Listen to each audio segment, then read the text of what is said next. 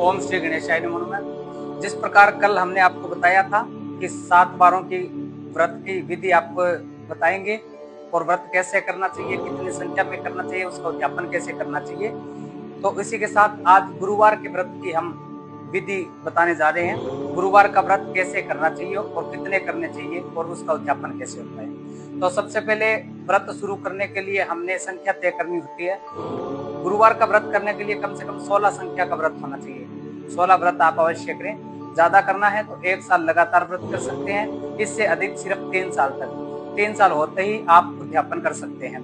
तो व्रत के उद्यापन से पहले सुबह जिस दिन आपका व्रत हो तो स्नान करते समय याद रहे कि स्नान के पानी में आप थोड़ी सी हल्दी मिलाकर स्नान करें और पीले वस्त्र धारण करने चाहिए। और जब सायंकाल आप भोजन करें व्रत का, तो उसमें आप याद रहे कि चने की दाल या फिर मोदक, ऐसी चीजें आप पीले रंग की जो भी वस्तु आती है खाने के लिए, उसका 5 या 7 ग्रास लेवें। उसके बाद जैसे आपके घर में व्यवस्था हो खाने की, रोटी सब्जी जो भी, आप उससे आप भोजन कर सकते हैं।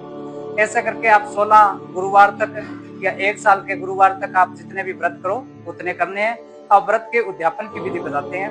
व्रत के उद्यापन के समय आपको सुबह जल्दी उठकर हल्दी के पानी से स्नान करके खुद को पीले वस्त्र पहनने हैं। ब्राह्मण को बुलाकर पहले हवन करवाएं और ब्राह्मण को पीले वस्त्र, उसमें पीली धोती आ गई या पीले जो भी आप कपड़े दान देना चाहते हो वो दे सकते हो, चने की दाल दान दे सकते हो या कोई भी प्रकार की पीली वस्तु का दान उसे अवश्य करें। उसके बाद ब्राह्मण भोजन खिलाने के बाद आप विद्यार्थियों को या कोई भी, जितने आपके व्रत की संख्या है, चाहे 16 व्रत किए हो तो आप 16 स्कूल के विद्यार्थियों को बुलाकर उन्हें भोजन खिलाएं और या पीली गाय को आप भोजन दे सकते हैं। ऐसे आपका व्रत का उद्यापन हो जाता है।